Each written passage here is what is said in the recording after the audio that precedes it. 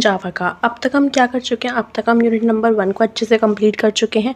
अभी भी आपको थोड़ी समहाउ प्रॉब्लम्स होगी, क्वेश्चंस किस तरीके से आएंगे, तो डोंट वरी, हम यूनिट नंबर 1 के क्वेश्चंस इवनली आज हम करने वाले हैं यूनिट नंबर 2 का पार्ट नंबर 2।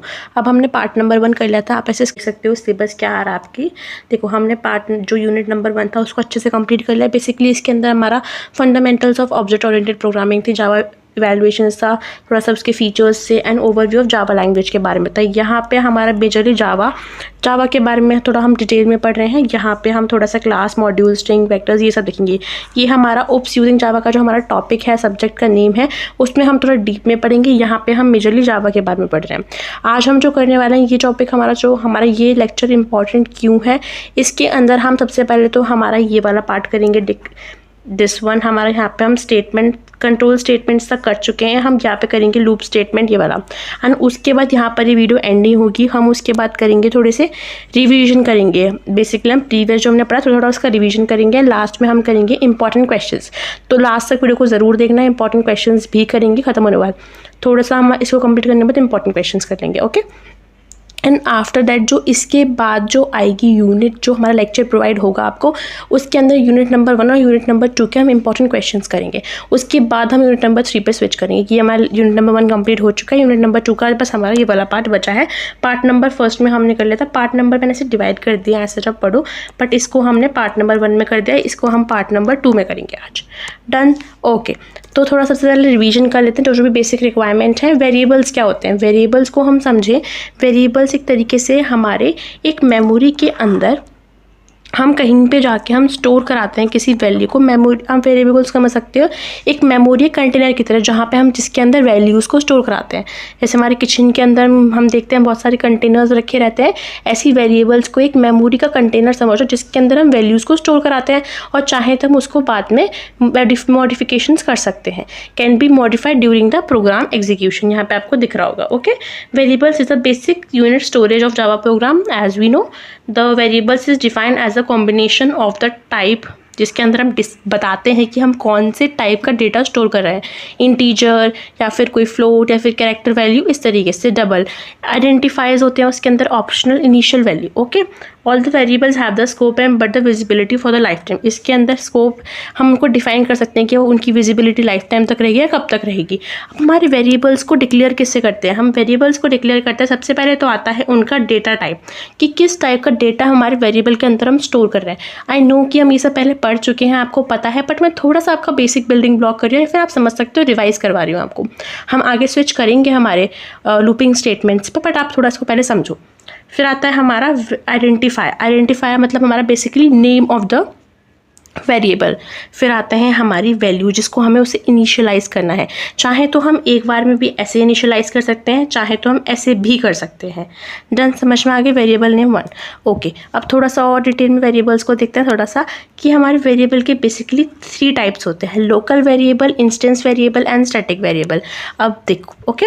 अब लोकल वेरिएबल क्या होते हैं, पहले आप यहाँ पे एग्जाम्पल पे स्विच करने से पहले थोड़ा समझो लोकल वेरिएबल क्या हो गए। The variable which is declare inside the method is called local variable. अब यहाँ पे आप देख सकते हो कि इसको हमने मेथड के अंदर, मेथड क्या होते हैं, मतलब बेसिकली हम ना एक ऐसे मेथड्स, आप आके पढ़ोगे कि मेथड्स क्या होते हैं। हम कुछ बनाते हैं कि हमें बार बार कोई स्टेटमेंट को कॉल ना करना पड़े, उसके लिए हम एक मेथड डिक्लेयर कर देते हैं। तो मेथड के अंदर जो वेरिएबल डिक्लेयर किए जाते हैं उनको हम कहते हैं लोकल वेरिएबल। अब हमारा इंस्टेंस वेरिएबल क्या होता है, variable which is declare inside the class but outside the method. जो मेथड के बाहर होते हैं और क्लास के अंदर होते हैं उनको कहते हैं हम instance method. It is not declared as a static, हम उसको स्टैटिक की तरह डिक्लेयर नहीं करते हैं। होपफुली आपको पता हो स्टैटिक का मतलब क्या होता है, हमने बहुत अच्छे से देखा है। स्टैटिक वेरिएबल क्या होते हैं, variable that is declared as a static called the static variable, it can not be local. अब हम नेक्स्ट पे देखते हैं सिलेक्शन कंडीशनल स्टेटमेंट। थोड़ा सा हम जो प्रीवियसली कंडीशन स्टेटमेंट थी उसको भी इसमें रिवाइज कर रहे हैं। प्लस पॉइंट फॉर यू, अगर आपने वो लेक्चर नहीं भी देखा, थोड़ा सा आपको, वैसे मैंने उस लेक्चर में आपको क्वेश्चंस भी करवाए थे रिलेटेड टू दैट, तो पहले आप उसको नहीं भी देखा है, डायरेक्टली स्विच कर रहे हो, तो आप थोड़ा सा आपका रिविजन हो जाएगा। डन, तो हमारा सिलेक्शन स्टेटमेंट्स क्या होगा, use to execute a block of code. हम उसके अंदर ब्लॉक ऑफ कोड को रन कर सकते हैं।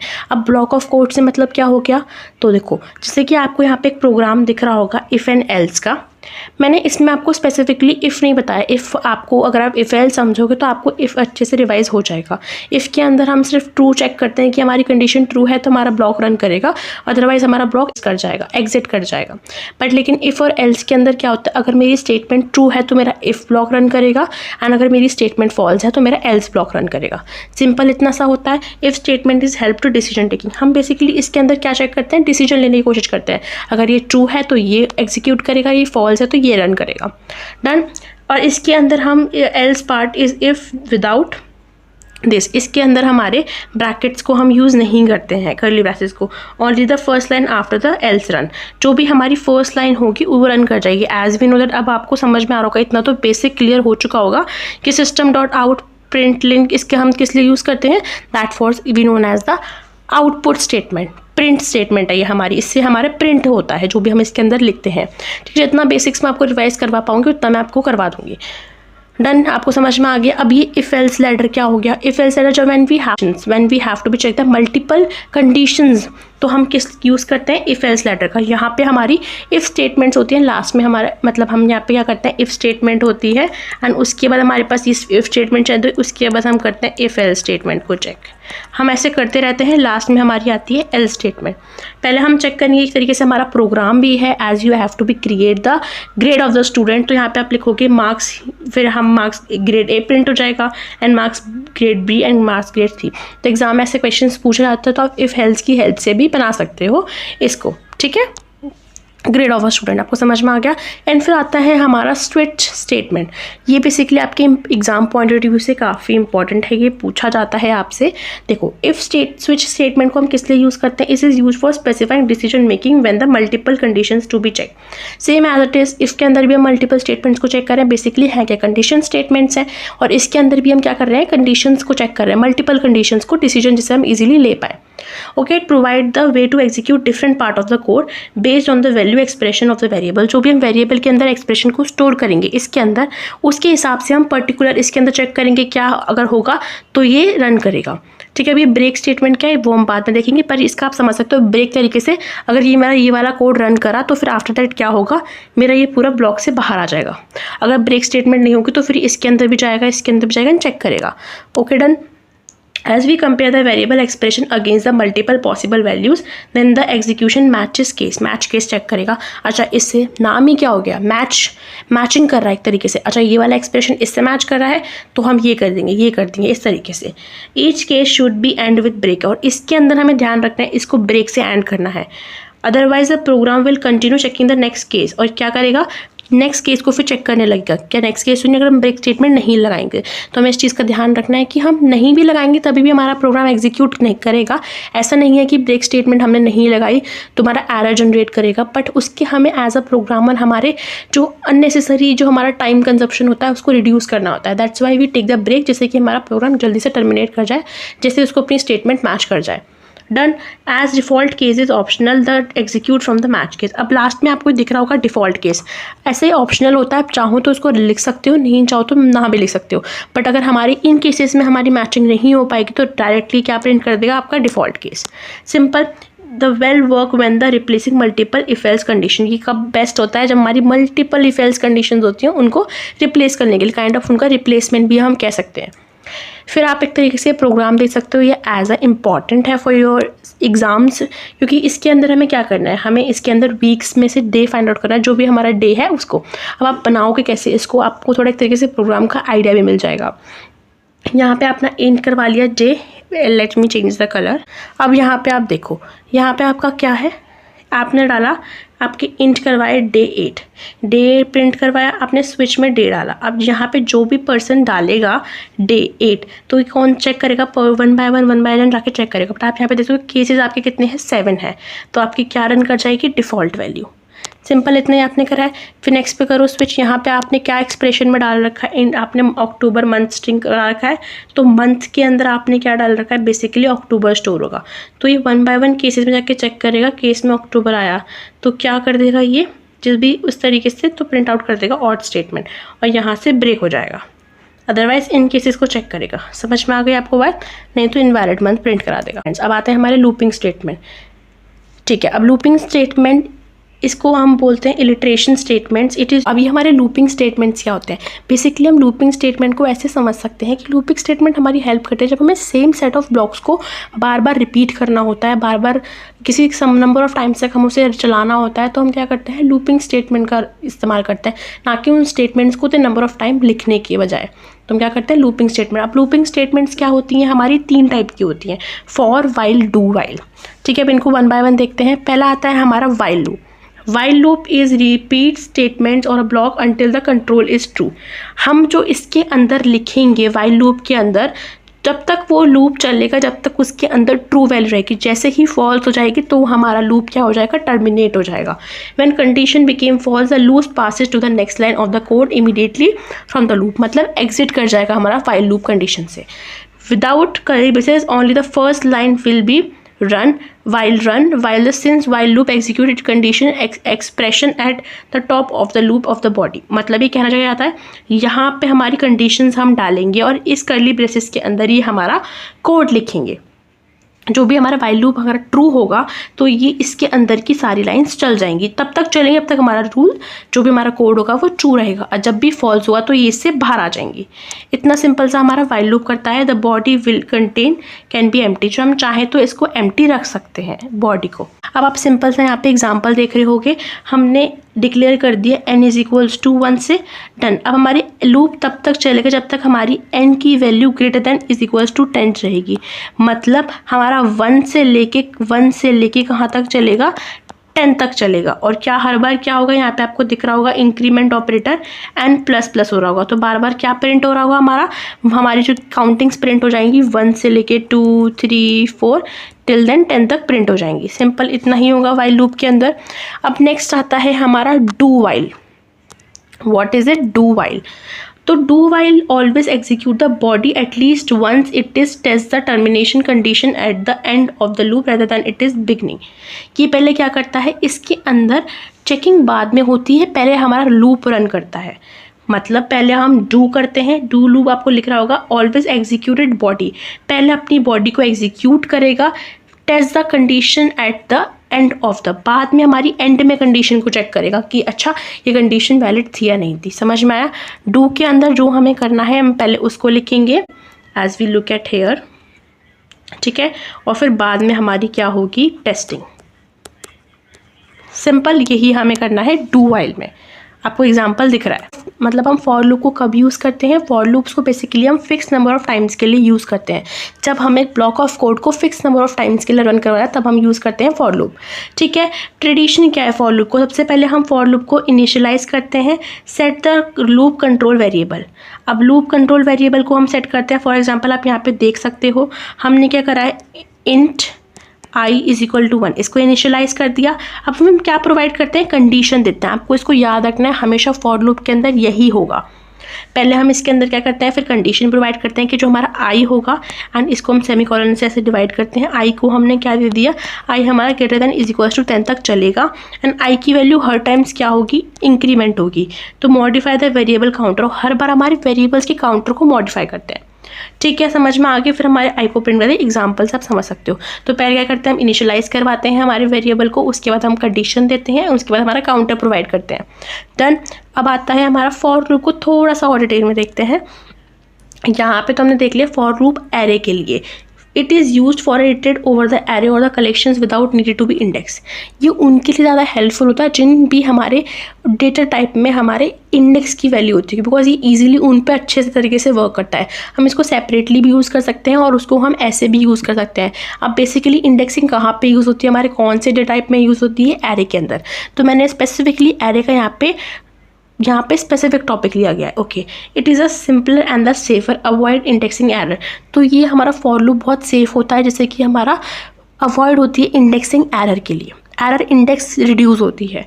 It is best suited for the reading elements but not modifying time. इसके अंदर हम क्या करते हैं, फॉर एग्जाम्पल मेरे पास एक एरे है एंड यहाँ पे समथिंग कुछ हमारे 20 एलिमेंट्स हैं।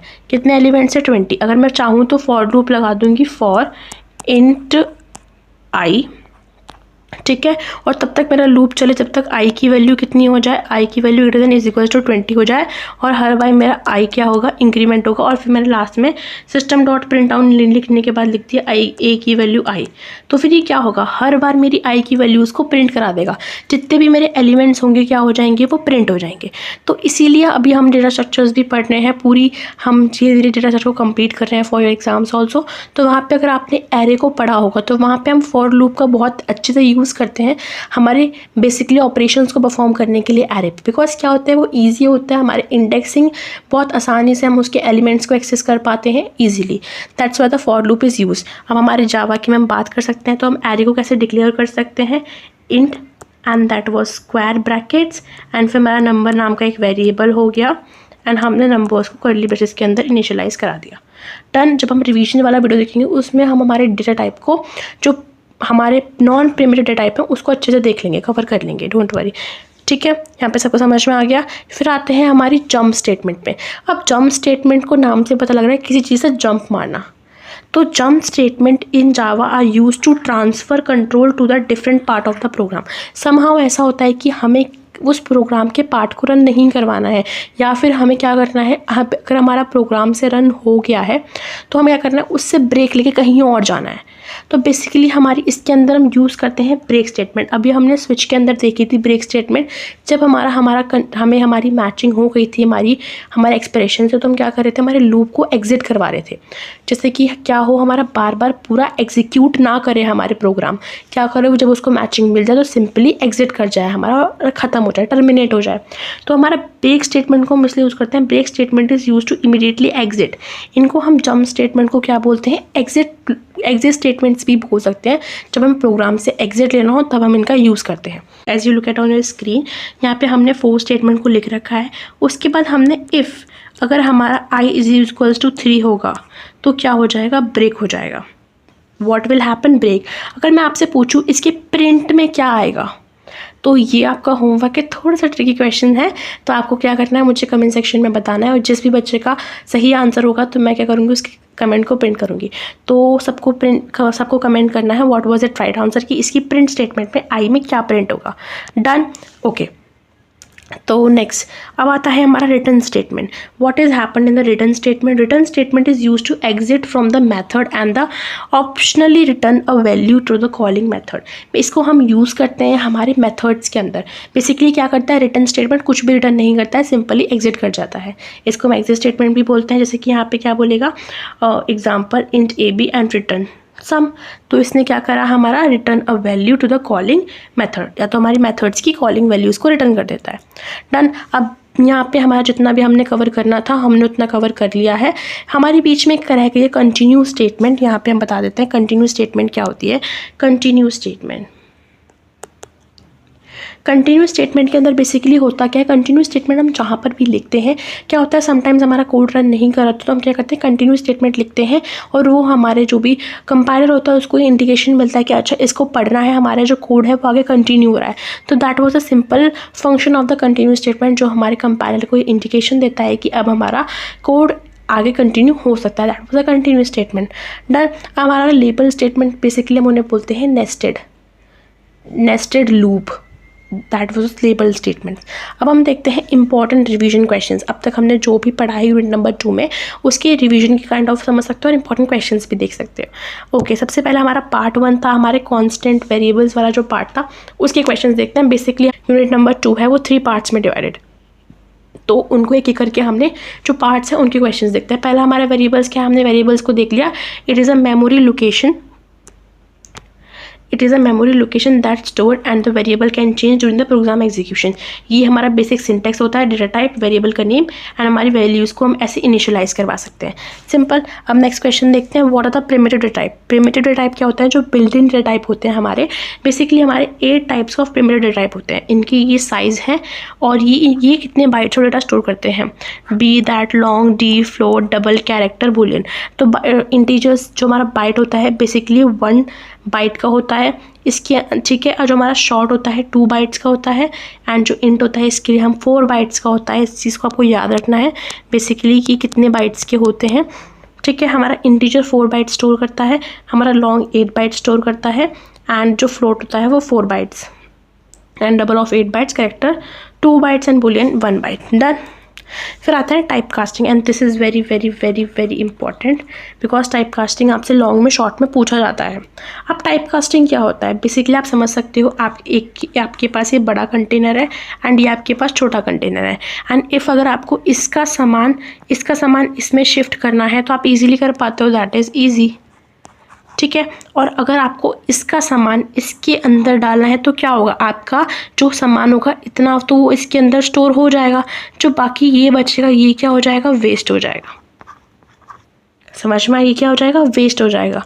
तो जो छोटे में से बड़े के अंदर डालते हैं इसको बोलते हैं इम्प्लिसिट टाइप कास्टिंग, जो ऑटोमेटिकली हो जाती है स्मॉलर टू लार्जर, जो इजीली अवेलेबल होती है, नो लॉस ऑफ डाटा होता है। जैसे अगर हम कैसे करते हैं, इंटीजर को अगर हमें इंटीजर आपको दिख रहा हो, अगर इसको हमें फ्लोट में स्टोर करना है, डबल में स्टोर करना है, तो हम क्या लिखेंगे, डबल इज इक्वल्स टू ए, और सिंपल लिख देंगे। ऐसे तो करना है, जो भी हमें जिसमें भी लिखना है उसके अंदर हमने वेरिएबल अनदर लेके इसके अंदर स्टोर करा दिया, जो कि ईजिली हो गया।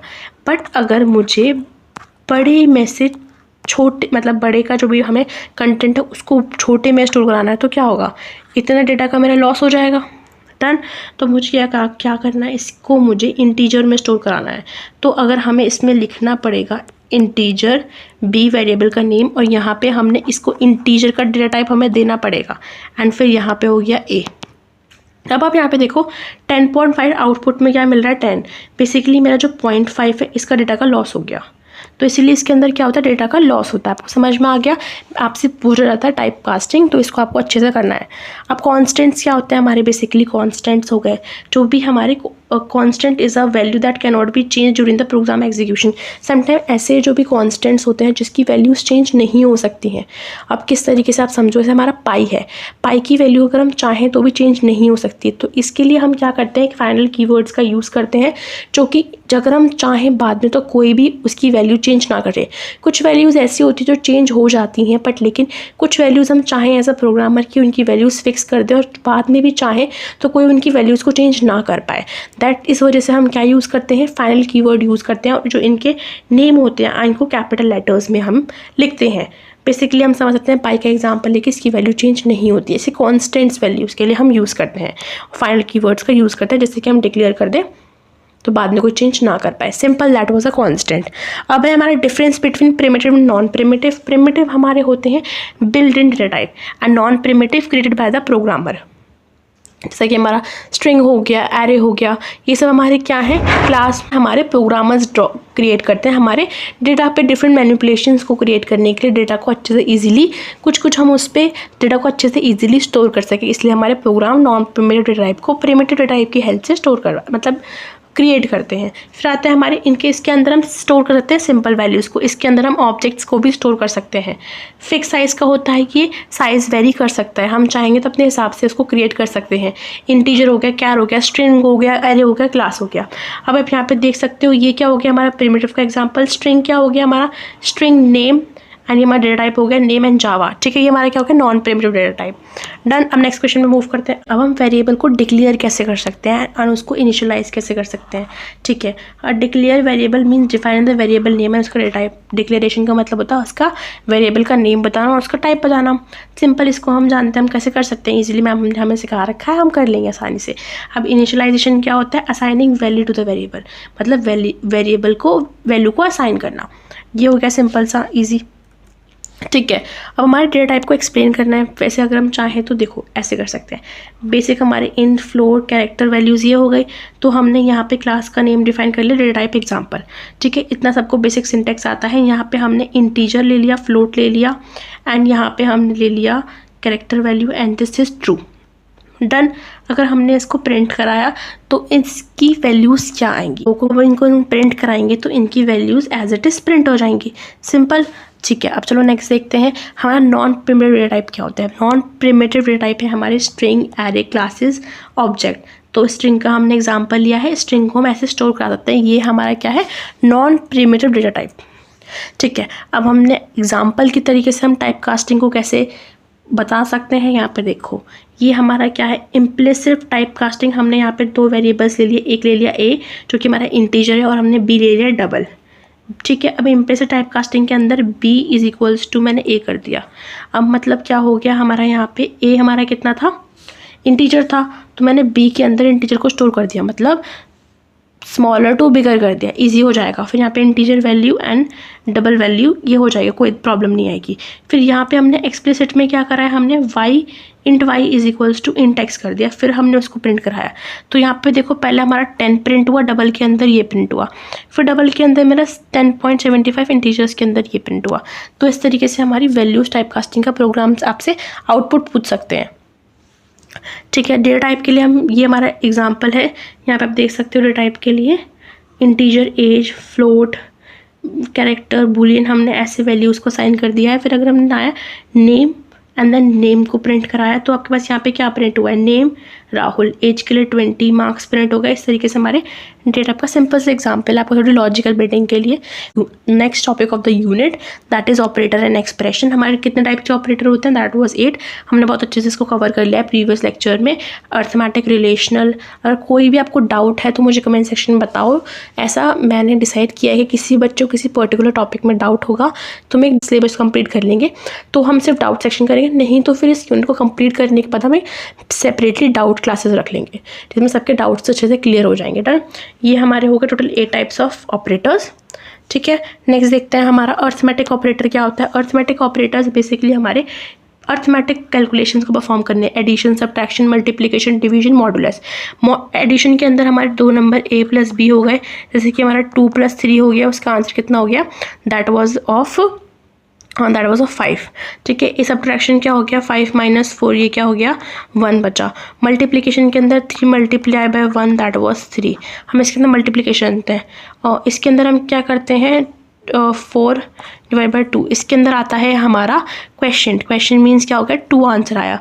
मॉडुलस के अंदर क्या आ गया, 4 / (2) दैट वाज 0, मतलब इसके अंदर आता है हमारा रिमाइंडर। सिंपल, ये हमारे हो गए अर्थमेटिक ऑपरेटर्स। आपसे इसके आउटपुट्स पूछ सकते हैं ऑपरेटर्स के। अर्थमेटिक ऑपरेटर के ऊपर आप एग्जाम्पल देख सकते हो। एग्जाम्पल के अंदर क्या हो गया हमारा, दैट वाज दिस।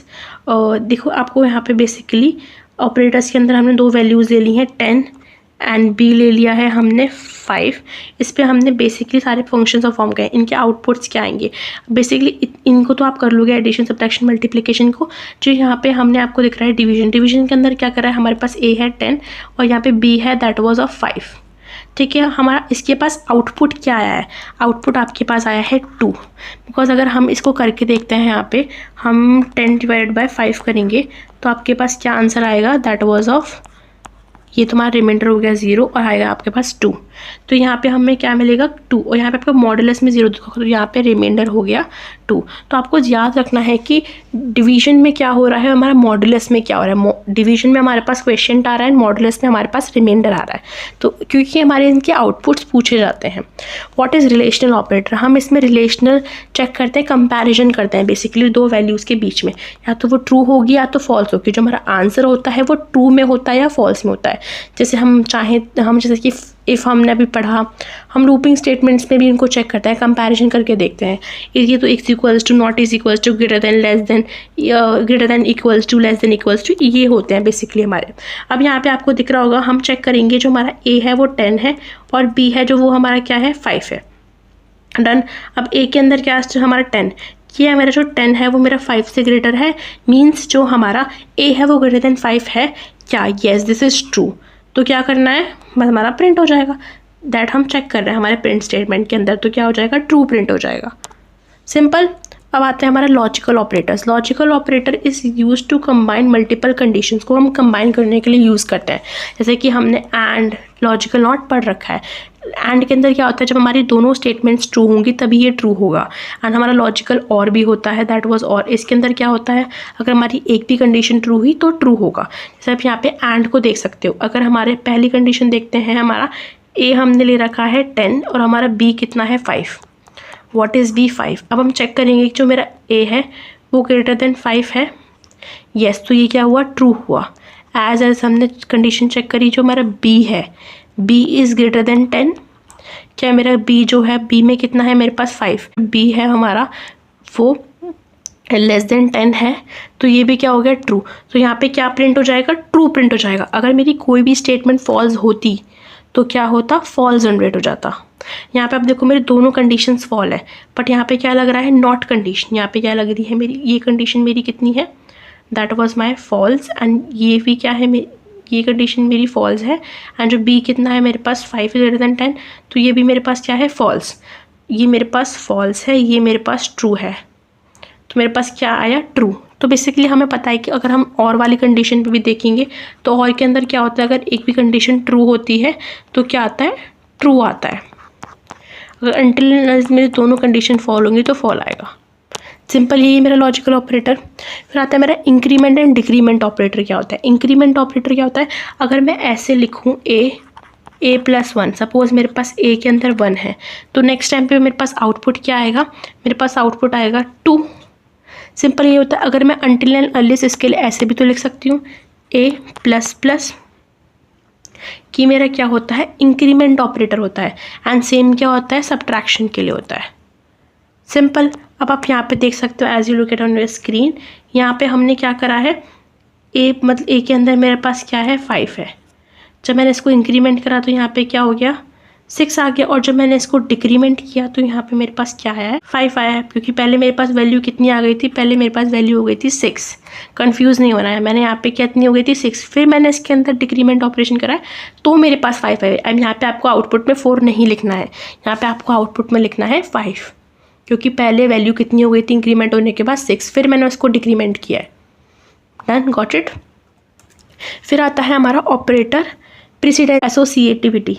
अब देखो इसमें क्या होता है, हम जब हमारे पास लॉजिकल एक्सप्रेशन होगा बड़ा सा, तो आपने ऐसे बचपन में स्टार्टिंग में बॉड मास रूल पढ़ा होगा, तो पहले क्या करते हैं, ब्रैकेट सॉल्व करते हैं, फिर उसके अकॉर्डिंग हम देखते हैं मल्टीप्लिकेशन, डिवीजन, एडिशन, सब्ट्रैक्शन, ये सब बाद में आते हैं। तो मतलब बॉड मास रूल को आपने पढ़ रखा होगा, तो उसके अकॉर्डिंग जब हम सॉल्व करते हैं, not accurately for the BODMAS rule, but हमारे जो एक प्रेसिडेंसी होती है हमारे एक्सप्रेशन के अंदर हमारे ऑपरेटर्स को यूज़ करने की। देखो अब यहाँ पे आप नेक्स्ट स्क्रीन पे देख सकते हो क्या प्रेसिडेंसी है, एज यू लुक एट हायरली अगर हमारे पास कोई एक्सप्रेशन होगा, क्या है, प्रेसिडेंसी है। आप ऐसे एग्जाम में देख सकते हो, ये हमारी ऑपरेटर्स की प्रेसिडेंसी है, लोवेस्ट किसकी है, इज इक्वल्स टू साइन की है। डन। अब as you can look at here, ये हमारा क्या है, इंक्रीमेंट ऑपरेटर है, और यहाँ पे हमारा एडिशन है, तो इनमें डिफरेंस से कंफ्यूज नहीं होना है। ये मेरे इंक्रीमेंट डिक्रीमेंट है, फिर मेरे क्या आते हैं, that was multiplication, division, modulus, उसके बाद प्लस डिवीजन। इस तरीके से हमारी ये प्रेसिडेंसी है। ओके, यहाँ पे आप एग्जाम्पल में देखो, as you look at precedency operator first evaluate, कौन सा ऑपरेटर पहले इवैल्यूएट होगा जब हमारे पास कोई एक्सप्रेशन आएगा।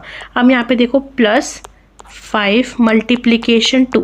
अब कोई बच्चा होगा कि पहले इसको मल्टीप्लिकेशन कर लेगा। अब यहाँ पे देखो पहले मैंने इसको कर लिया, मेरे पास आ गया 15 मल्टीप्लाई बाय 2, तो मेरे पास आंसर क्या आया, 30।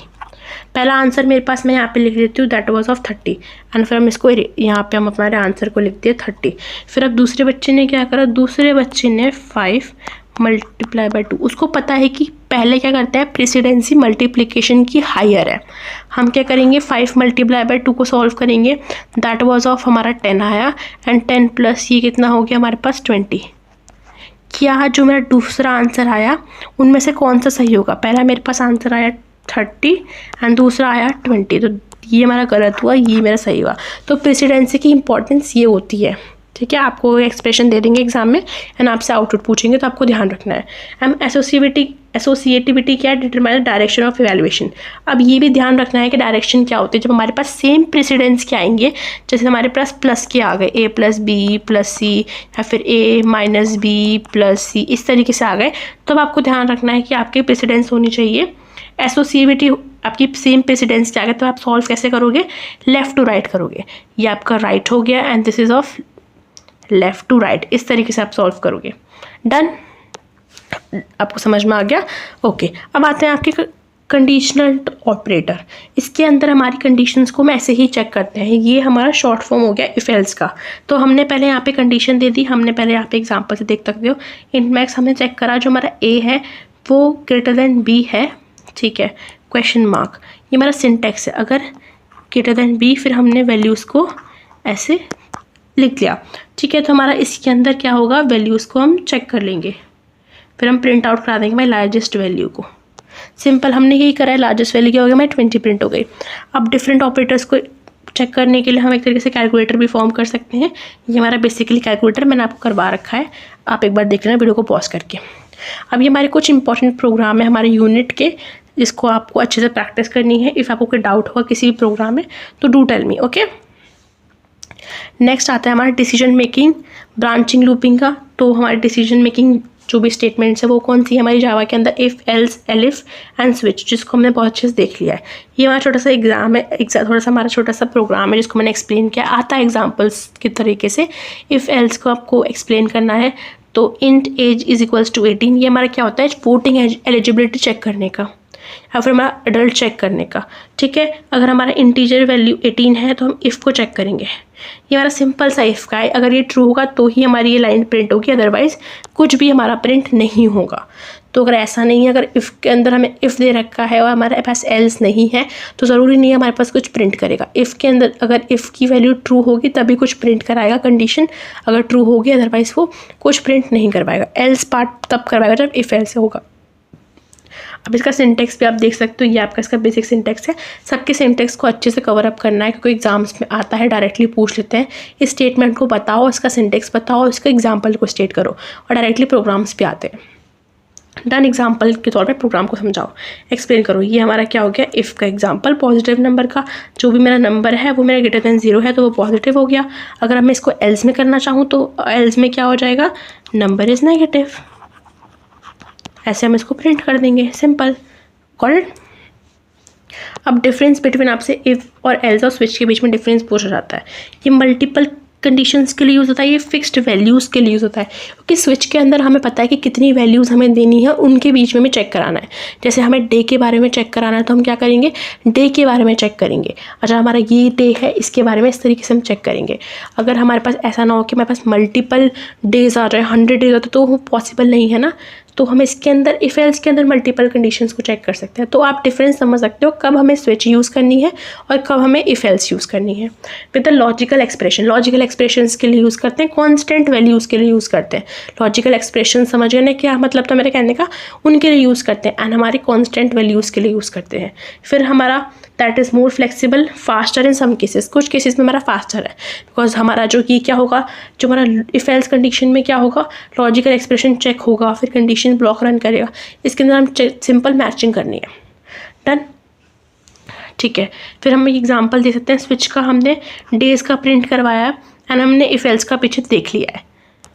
ओके, आपसे पूछे जाते हैं प्रोग्राम, तो मैं बार बार इसलिए एग्जांपल्स में भी इनको रिपीट कर रही हूँ। अब हमारे लूपिंग स्टेटमेंट्स हमने देख ली, ये हमारी लूपिंग स्टेटमेंट्स होती हैं। Looping is a repeat block of a code. Looping statement for loop, while loop, do loop है हमारी, ठीक है। इनका बेसिक सिंटेक्स आपसे पूछा जाता है, ठीक है। हमारा while loop and do loop के बीच में डिफरेंस क्या है, ये मेजरली क्वेश्चन है जो आता है, इंपॉर्टेंट है। वाइल लूप क्या है, कंडीशन चेक्ड फर्स्ट, क्या करता है, कंडीशन को चेक करता है सबसे पहले।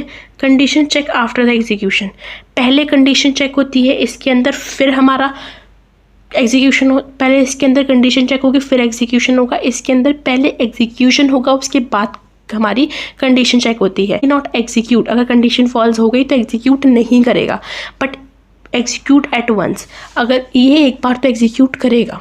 डन, आप यहाँ पे देख सकते हो, यहाँ पे क्या हो रहा है, हमारा I greater than is equals to 5, तो हमारी आई की अंदर कितनी वैल्यू स्टोर है 1, तो ये कितना कहाँ तक चलेगा 5 तक, और हर बार हमारी आई की वैल्यू इंक्रीमेंट। ये हमारा क्या हो गया, वाइल लूप हो गया। डन। अब लेबल लूप क्या होते हैं, लेबल लूप हमने पीछे टॉपिक स्किप कर दिया तो डोंट वरी, हम यहाँ पे देख लेते हैं। Label loop is use to control nested loop with a label. किस तरीके से, देखो यहाँ पे हमारा फॉर लूप हो गया एंड फॉर के अंदर ही हमने फॉर लूप लगा दिया एंड ये हमारा ब्लॉक रन कर रहा है। एक तरीके से label loop is a control nested loop, इसको हम बोलते हैं नेस्टेड लूप, मतलब फॉर के अंदर फॉर, नेस्टेड लूप मतलब लूप के अंदर लूप। डन। अब आता है हमारा जंप स्टेटमेंट। जंप स्टेटमेंट हमारी कौन कौन सी होती है, ब्रेक, कंटिन्यू, रिटर्न, समझ में आ गई। इस तरीके से हम बोलते हैं, इसको हम ट्रांसफ़र कर रहे हैं हमारे प्रोग्राम का कंट्रोल, या फिर हम इसको एग्जिट भी बोल सकते हैं, कंटिन्यू मतलब हम एग्जिट कर रहे हैं हमारे ब्लॉक ऑफ कोड से। ठीक है, ये हमारा ब्रेक हो गया। अगर हम यहाँ से ब्रेक कर देंगे तो क्या होगा, ये वही कोड है जिसका मैंने आपको आउटपुट पूछा है आपके कमेंट सेक्शन में एज सब पर्टिकुलर बच्चे से, जैसे मैं देखता हूँ जिसका सबसे पहले करेक्ट आंसर है उसको मैं पिन करूँगी and I promise to you this thing. ठीक है, सो सबको रिप्लाई करना है कि आपको समझ में आ रहा है नहीं आ रहा है। गलत भी करोगे तभी मैं आपको आंसर प्रोवाइड करूँगी, डोंट वरी। ठीक है, नेक्स्ट देखते हैं हम। यहाँ पे आपका इंपॉर्टेंट प्रोग्राम है, find the largest number between 3 numbers. जितने प्रोग्राम मैं यहाँ पे करवाऊँगी वो इंपॉर्टेंट है एंड आफ्टर दैट मैं एक स्पेसिफिक वीडियो बनाऊंगी जिसके अंदर टॉप 20 इंपॉर्टेंट क्वेश्चन प्रोग्राम्स करेंगे हमारे यूनिट नंबर 1 और यूनिट नंबर 2 से। तो आपके डोंट वरी, यूनिट नंबर 1 और यूनिट नंबर 2 से कोई भी मार्क्स नहीं कटेंगे, बिकॉज देखो मैं इस पर इतना ध्यान क्यों दे रही हूँ। ये दोनों यूनिट ऐसी हैं जो particularly average to lower end जो थोड़े इंटेलिजेंट बच्चे सबको अच्छे से कवर करनी ही करनी है। इंटेलिजेंट तो सब कवर कर ही लेंगे, जो ब्रिलियंट बच्चे हैं, जो एवरेज हैं और जो हमारे थोड़े से लोअर एवरेज हैं, तो उनके लिए क्या होता है, फर्स्ट एंड 2 यूनिट थोड़ी इजी में आ जाती हैं एज़ कम्पेयर टू 3 एंड 4 से। तो उनके लिए थोड़ा मैं इस पर फोकस करूँ कि उनकी जो बैक आने के चांसेस है मोस्ट प्रोबेबली वो कम हो जाए। तो that's why I am focusing on the, तो बार बार मैं फर्स्ट और सेकेंड के लेक्चर्स इसीलिए प्रोवाइड कर रही हूँ। उसके बाद हम 3 और 4 को भी अच्छे से कवर करेंगे, डोंट वरी। डन, ठीक है। अब यहाँ पे हम देखते हैं, इंपोर्ट करा लिया मैंने यहाँ पे हमारा स्कैनर। मतलब ये क्या कराया हमने, हमारे डायरेक्टली हमने स्कैनर, हम यूज़र से इनपुट लेंगे इसलिए हमने इसको इंपोर्ट कराया। अब हमने क्लास का नेम रख दिया लार्जेस्ट एंड यहाँ पे हमने 3 वैल्यूज़ को ले लिया है। हम अपनी 3 वैल्यूज़ को सिस्टम इन, जैसे हमें प्रिंट कराना है तो हम लिखते हैं सिस्टम आउट, तो यहाँ पे हमने लिख रखा है सिस्टम इन, क्योंकि हमें वैल्यूज़ को इन करवाना है। तो यहाँ पे हम एंटर करवाएंगे, लिखेंगे 3 वैल्यूज़ एंटर करो। यहाँ पे हमने तीनों वैल्यूज़ को एंटर कर दिया है। ठीक है, यहाँ पे हम चेक करेंगे पर्टिकुलरली जो मेरे जो हमारे वी में, यहाँ पे हम लगाएंगे लॉजिकल ऑपरेटर एंड। अगर हमारा ए बी मेरा ग्रेटर है तो यहाँ पे क्या होगा, सपोज मेरे पास ए में क्या दे रखा है, हमने ए की वैल्यू ले ली 3 एंड हमने बी की वैल्यू ले ली 4 एंड सी की वैल्यू ले ली 5। अब हम चेक करेंगे जो मेरा 3 है वो ग्रेटर देन 4 है, या फिर हम चेक करेंगे, नेक्स्ट हम चेक करेंगे जो फिर हमारे पास क्या कंडीशन दे रखी है, that was A is greater than सी।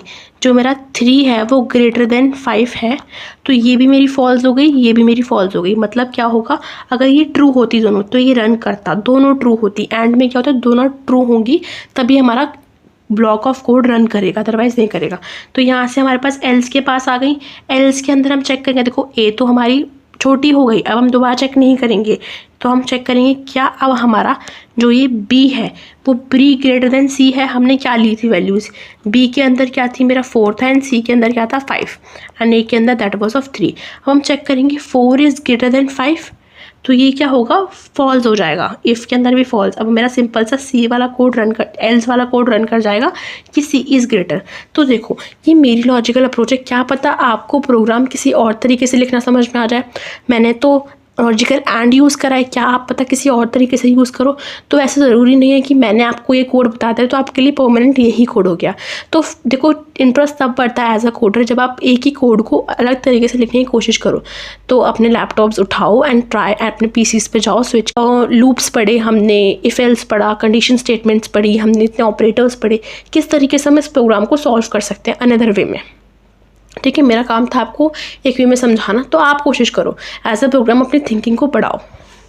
तो हमारे पास यहाँ पे क्या हो गया, हमारा आउटपुट प्रिंट हो गया। सिंपल, हमारा लार्जेस्ट क्या हुआ 20। यहाँ पे मैंने अनदर वैल्यूज़ ले रखी थी, यहाँ पे अनदर वैल्यूज़ हैं यहाँ पे। ठीक है, फिर आता है हमारा सिंपल कैलकुलेटर बनाना स्विच से, हम पहले भी कर चुके हैं and this is very important, I am putting star on it again.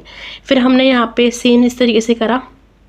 ठीक है, हम यहाँ पे कैर ऑपरेटर हमने चूज़ कर लिया, जो भी हमें ऑपरेटर लेना है। यहाँ पे आपको एडिशन दिख रहे हैं, basically this is by mistake, आपको यहाँ पे according to the operator choose करना है। ठीक है, मैं इतना तो आपसे एक्सपेक्ट कर रही हूँ कि समटाइम्स कुछ एरर हो तो आप अपना देख के समझ जाओ। ओके, यहाँ पे हमने 2 नंबर्स को ले लिया ए एंड बी को, जो भी हमारा स्विच ऑपरेशन के अंदर हम चूज़ करेंगे। सपोज करो ऑपरेशन के अंदर मैंने डाल दिया मल्टीप्लिकेशन, तो यहाँ पे चेक करेगा अच्छा मल्टीप्लिकेशन है, नहीं तो फिर यहाँ पे चेक करेगा अच्छा मल्टीप्लिकेशन है, नहीं या तो सब्ट्रैक्शन है। फिर यहाँ पे चेक करा, अच्छा यहाँ पे मैच किया हमारा मल्टीप्लिकेशन, तो ये क्या करेगा, ए और बी का मल्टीप्लिकेशन कर देगा। सिंपल, जो भी हमारे ए और बी में, अगर यहाँ पे हमने कुछ भी डाला, कुछ नहीं भी डाला, तो ये क्या करेगा, अपना सिंपल सा इनवैलिड ऑपरेटर, जैसे कि मैंने यहाँ पे डॉट डाल दिया इसके अंदर, तो ये क्या करेगा, हमारा डिफ़ॉल्ट ऑपरेटर कर देगा इनवैलिड ऑपरेटर। सिंपल, ये मेरा कैलकुलेटर का प्रोग्राम है।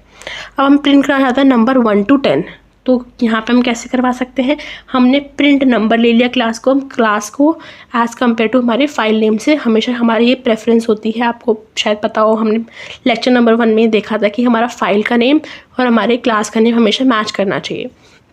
ठीक है, हमने फॉर लूप लगा के हमारे नंबर्स को प्रिंट करवा दिया, सिंपल। ठीक है, डन। अब हमारा फैक्टोरियल का है। अब व्हाट इज़ फैक्टोरियल? अब फैक्टोरियल क्या होता है, जैसे कि मुझे निकाला है 3 फैक्टोरियल। अब इस 3 फैक्टोरियल का मतलब क्या होता है, 3 मल्टीप्लाई बाय 2 मल्टीप्लाई बाय 1, ये होता है फैक्टोरियल का मतलब।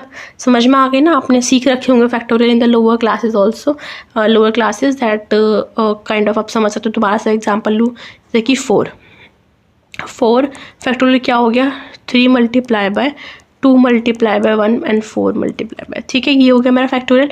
मतलब इसमें क्या हो रहा है, मेरे पास हर बार एक नंबर डिक्रीज़ हो रहा है। क्या हो रहा है, नंबर डिक्रीज़ हो रहा है। ठीक है, हम मल्टीप्लाई कर रहे हैं। यहाँ पे अब देखो हमने क्या करा है, हमने फैक्ट ले लिया, हमने इंटीजर नाम का n ले लिया, तो यहाँ पे हमने स्टोर करा दिया, हमने फॉर लूप लगाया। फॉर लूप के अंदर i इज इक्वल्स टू 1 और i is greater than is equals to n and i plus plus 1। ठीक है, हम एंटर कराएंगे नंबर हमने एंटर कराया, सपोज हमने एंटर कराया दैट वाज ऑफ 4। ठीक है, अब यहाँ पे फॉर लूप चलेगा, i की वैल्यू 1 थी, डन। क्या मेरा जो i के अंदर 1 है वो मेरा greater than is equals to n है? हाँ, मतलब 1 है, 1।